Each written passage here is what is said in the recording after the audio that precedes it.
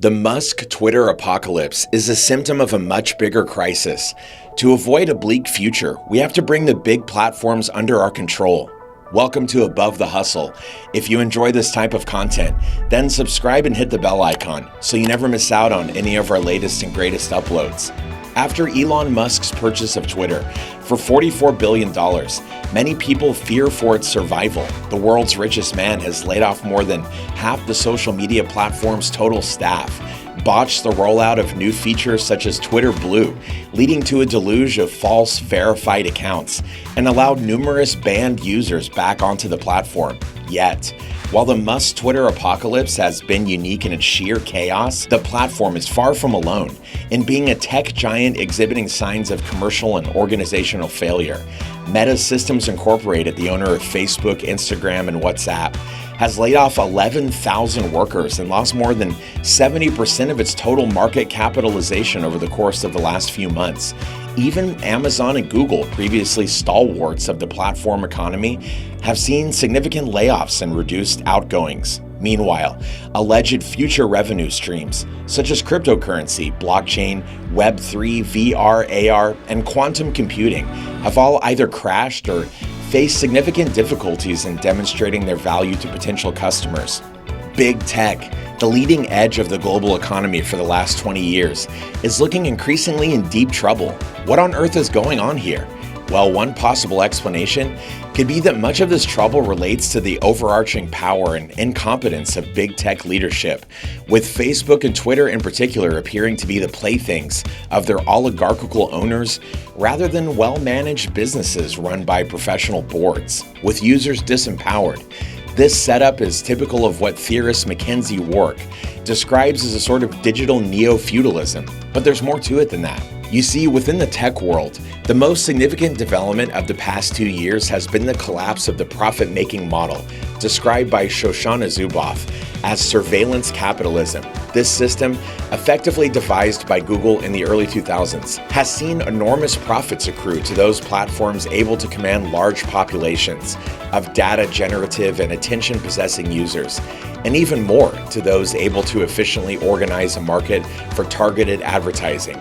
But as the global economy has entered a period of stagnation and inflation, advertising budgets have been cut, while cynicism grows over the purported efficacy of the targeted ad tech model. If 2020 to 2021 was the high point of big tech's dominance, its revenues and valuations bloated by pandemic lockdown profits, then 2022 has marked a rapid decline from this height. Platforms like Twitter have been revealed as highly motivated actors possessing enormous economic, political, and editorial power. And in the background of all this is the increasingly political, controversial nature of the platforms themselves. If the ideal objective of a platform is to disappear into the background, to seem like an invisible neutral ground upon which other processes can exist, then the years since 2016 have been ones where the platform's invisibility cloaks have fallen into tatters. Platforms like Twitter have been revealed as highly motivated actors possessing enormous economic, political, and editorial power. European and US legislators have threatened them with large fines and attempts at regulation, including the potential breakup of monopoly positions for companies like Meta and Amazon. Our world depends on these systems to different extents as digital infrastructures, leaving them at the mercy of chaotic owners or indeed to market dynamics as unsustainable in the long term. While the image of a nationalized Facebook might be unpleasant and ridiculous, there are more fine-grained options available for the future ownership and control of global digital infrastructures.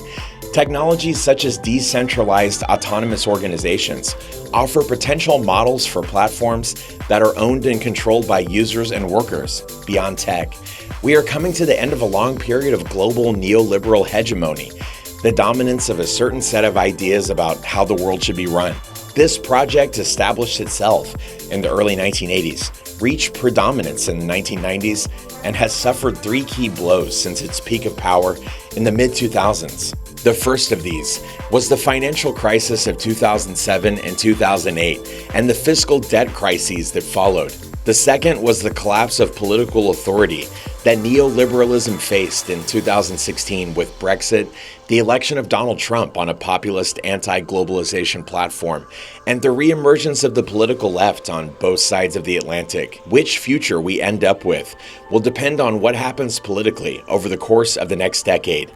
Big tech still occupies the commanding heights of our global information infrastructure, and as such, its evolution should be of concern to all who want to secure a better future for our planet. Platforms like Twitter are too important to be left to the billionaires. We need to be talking about how to bring them under our control. And with that, we've reached the end of this video, all about how big tech is failing in the future of democracy, depending on what happens next. If you enjoyed it and you found it helpful, don't forget to leave a like and subscribe for more content just like this. Well, thanks for watching, and we'll see you again in the next one.